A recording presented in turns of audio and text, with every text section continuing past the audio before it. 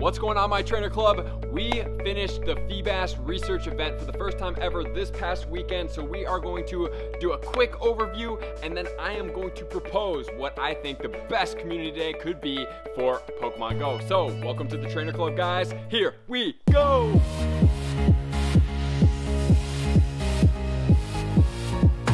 Starting out, I am curious, drop in the comments, how many shiny FEEBAS did you get? As well, do you know how many research tasks you have got as well? Because from what I've seen, there haven't really been too many shinies that people have encountered during the research task event, which is a little bit disappointing because shiny FEEBAS is extremely cool, extremely rare FEEBAS in general, so it would have been great to get a lot more candy.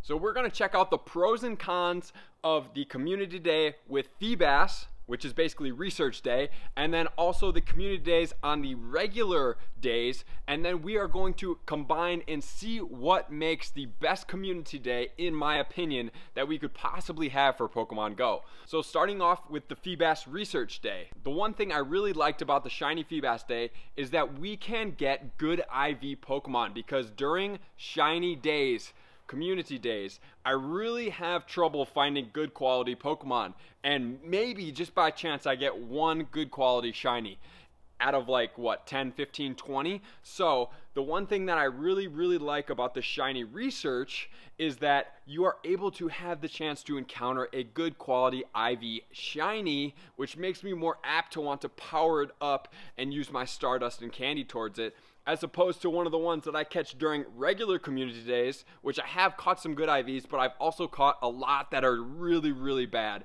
that I just have no interest in putting my Stardust, resources, candy into that Pokemon to power it up, even though it's shiny and it has the cool move. So that's really what I liked about this. The thing that I obviously didn't like is the tasks were a little bit daunting for the amount of time we had, for 3 hours to hatch eggs. Even if we have the most stagnant eggs, we have the best buddy for walking our candy, we're stacking up our tasks, going back and forth between all these stops to make sure you're getting the right stops to stack up. It took a little bit of time just to make sure that you have all of these things. Ideally, we wanted to do and catch a lot more. We're talking on regular community days, we could be encountering something 200, 300, 400 Pokemon of that same typing, using Pineapple Berries, getting a ton of candy, getting a ton of catches, getting 10 shinies or so. But on this one, I think I did about 40.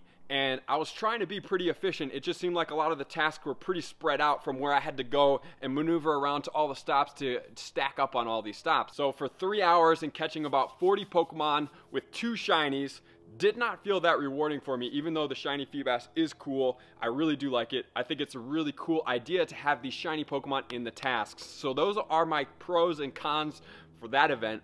On to the regular community days, what I do like is that the shiny Pokemon are everywhere. It's amazing.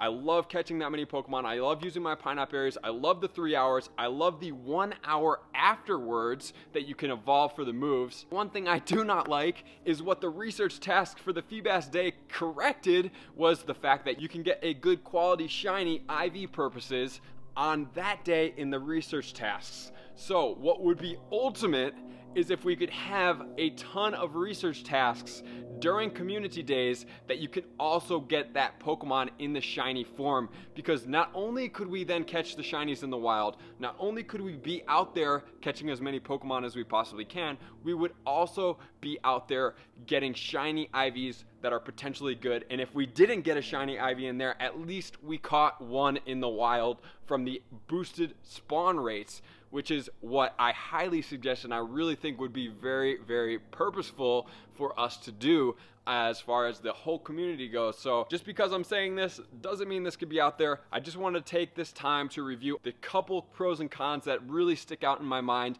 and if we could ultimately combine both of these 2 days, it would be absolutely amazing. So one thing that we could do is share this video to a lot of players, which then it could get recommended to Niantic, which could then potentially have them have the stops where you're getting Pineapple Berries, you're getting balls, and you're also getting the shiny potential Pokemon during community days.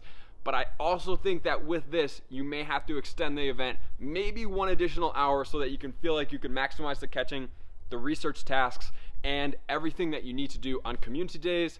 Even though 3 hours is already pretty long, 4 hours would be a little bit pushing it to be that concentrated. So that's what I got for you guys today. I appreciate you guys tuning in. Keep grinding out this event. Get those Kyogres, get those Groudons. I hope you guys are getting shinies of all of those. And like always, I will see you guys out on that next video.